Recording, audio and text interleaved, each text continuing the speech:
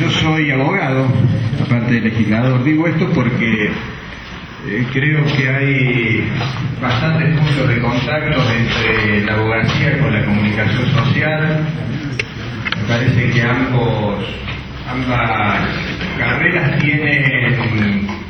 objetos de estudio complejos y me parece que para analizarlas y valorarlas adecuadamente hay que tener una serie de saberes, de conocimientos y de estrategias vinculadas a diversas disciplinas que tanto en mi caso cuando desarrollé mi carrera como la de ustedes transcurren a lo largo del proceso curricular. Así que tengo particularmente simpatía y puntos de contacto con la comunicación social. Con esto quiero decirle dos cosas, que bueno, primero agradezco que me hayan invitado a participar en este debate colectivo con ustedes y segundo que me siento particularmente cómodo acá. Yo estaba leyendo la invitación que me llegó de Mauricio y la verdad que esta invitación propone grandes temas, haciendo una rápida lectura, rol del Poder Legislativo, cuestiones que tienen que ver con el Estado Democrático de Derecho, temas que tienen que ver con la institución y la práctica democrática, aspectos más puntuales como pueden ser el ambiente y el género, la vinculación entre Poder Legislativo y participación ciudadana. La verdad que me parece que son grandes temas que incluso hasta podría decir que entran en la agenda pública y casi algunos de ellos en dirección de lo que deberían ser políticas de Estado.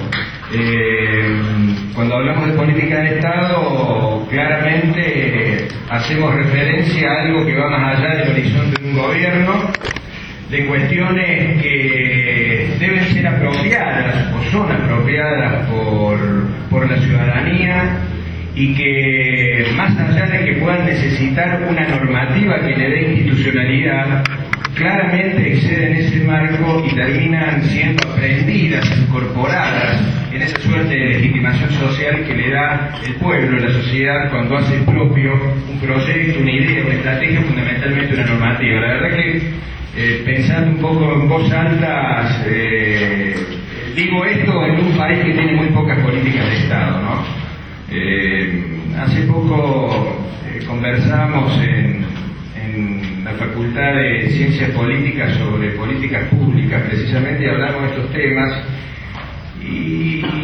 yo tuve que hacer un esfuerzo muy grande para imaginarme algo que, al menos desde el 83 a la fecha, pueda haberse constituido como política de Estado. Y todo un gran esfuerzo, creo que pude sacar el tema de Mercosur,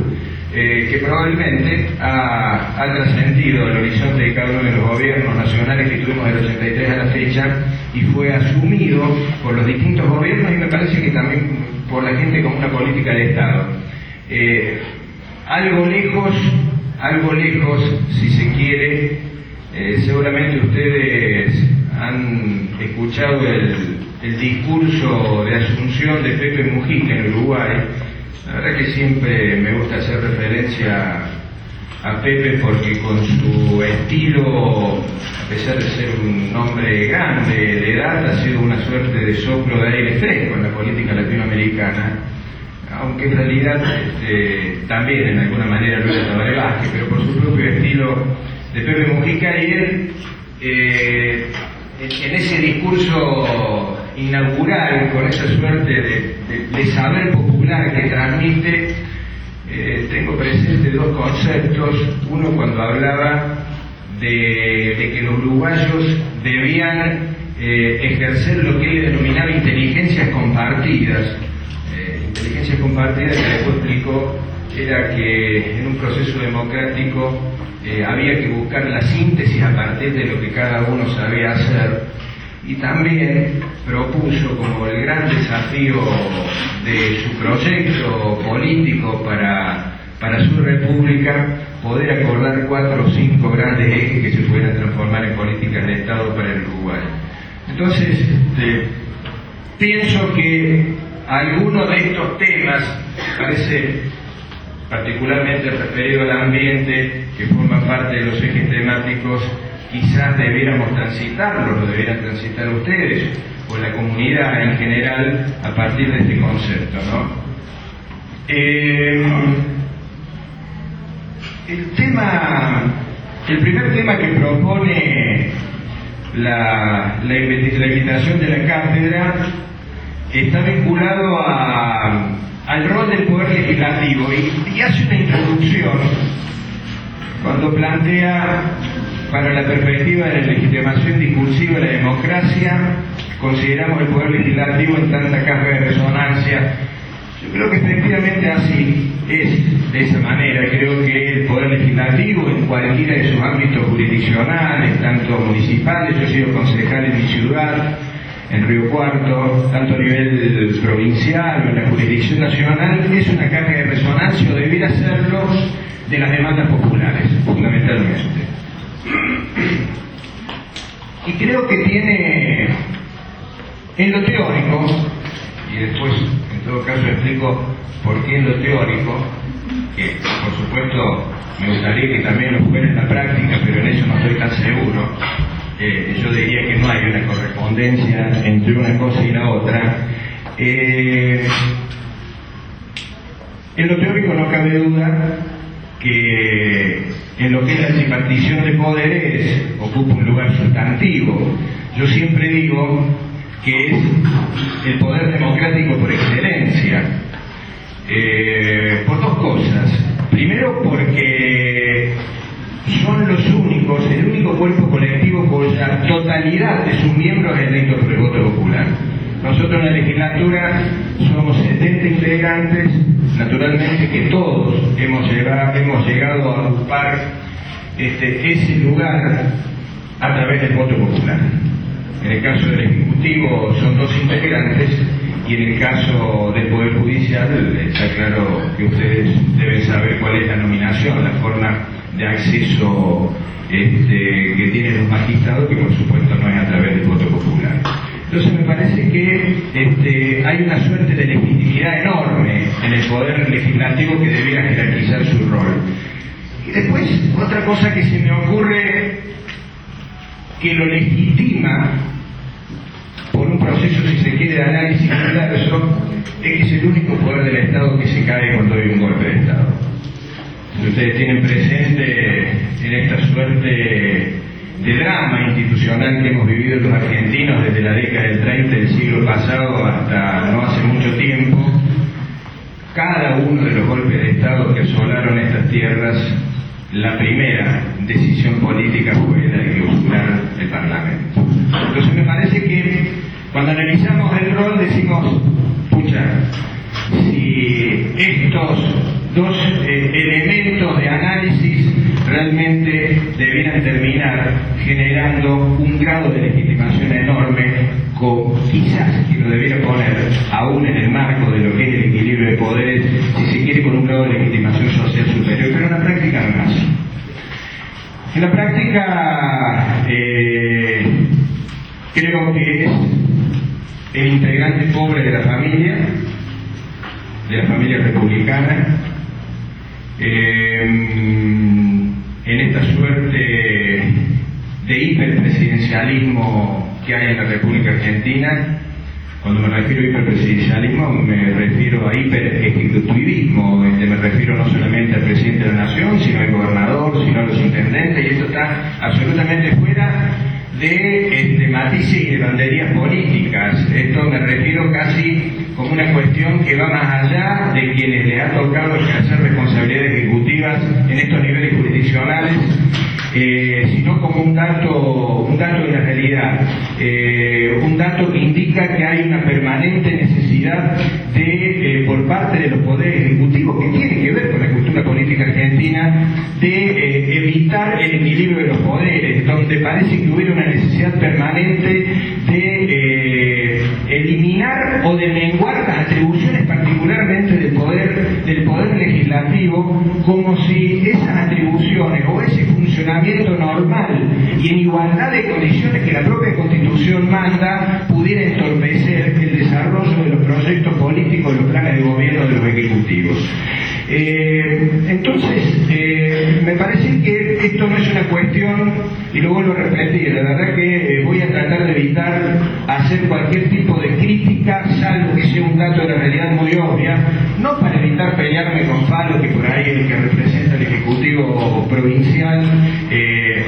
o el partido del gobierno, sino porque me parece que lo que vamos a intentar conversar con ustedes son otras cuestiones, más allá del posicionamiento particular que podemos tener en una u otra trinchera coyunturalmente en este momento institucional del país. Creo que es un hecho cultural que va más allá de las mayorías o de las minorías.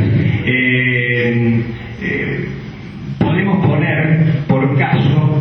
cuestiones coyunturales que a lo mejor podrían marcar una realidad distinta, pero que yo creo que no es ni más ni menos que por una coyuntura política la situación del Parlamento Nacional. Hoy advertimos, y yo diría que gozamos como un rasgo de calidad institucional, la jerarquía que tiene el Parlamento Nacional, donde se generan discusiones que tienen que ver con grandes temas nacionales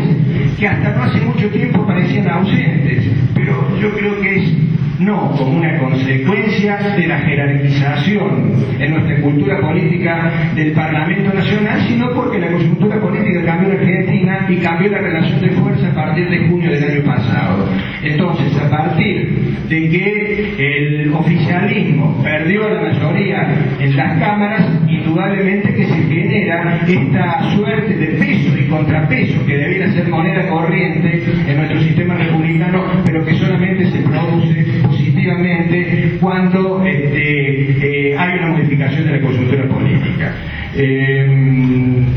Yo también estoy convencido que esto que aparece como esta suerte de hiperpresidencialismo que hay en Argentina genera cierta debilidad de las instituciones, cierta pérdida de la calidad institucional, y también estoy convencido, y distintos ejemplos en el mundo entero me lo demuestran, de que cuando hay un debilitamiento institucional, normalmente las sociedades que tienen debilitamiento institucional también tienen sociedades menos justas, y aquellas que tienen sus instituciones más fuertes tienen sociedades más justas. Fijémonos, para volver con algún ejemplo o alguna realidad más cercana, más doméstica, cuando hablamos de la cuestión institucional de la provincia de Córdoba, una discusión que siempre es materia corriente cuando hablamos de reforma política. ¿Qué es mejor, la bicameralidad o la unicameralidad? Córdoba tuvo bicameralidad hasta el año 2001 y tiene unicameralidad del año 2001 hasta la fecha, y lo tendrá hasta que pueda haber una nueva reforma constitucional. Y la verdad que en sí mismo yo creo que no garantiza mejores condiciones institucionales una doble cameralidad o cuando hay una sola. En sí mismo, lo que sí pesa muchísimo es la conducta política de los que ejercen el gobierno. Si hay un convencimiento de que la democracia debe transitar por caminos de concertación, de consenso, de diálogo, de participación más activa de la minoría, la verdad que tendría poca importancia si hay dos cámaras o hay una sola. Lamentablemente, y en esto no es para discutir con Marcelo, así que le voy a pedir que no recoja el guante, sino que simplemente un dato de la realidad, la experiencia de Córdoba le demostraría que hemos perdido muchísimo en este tema de equilibrio de poderes, saliendo de una doble cámara donde había mucho más nivel de discusión política, de discusión de proyectos, donde había más posibilidades de que se escuchara la oposición que hoy, en donde hay una sola cámara y que lamentablemente esa sola cámara en muchos casos no hace sino convalidar decisiones del Ejecutivo. Aquí la compañera Olivero le puso un nombre como la escribanía de turno. En realidad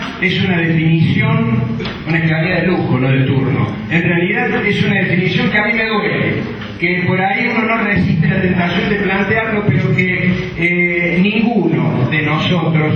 quiere que el rol de la legislatura se desjerarquice.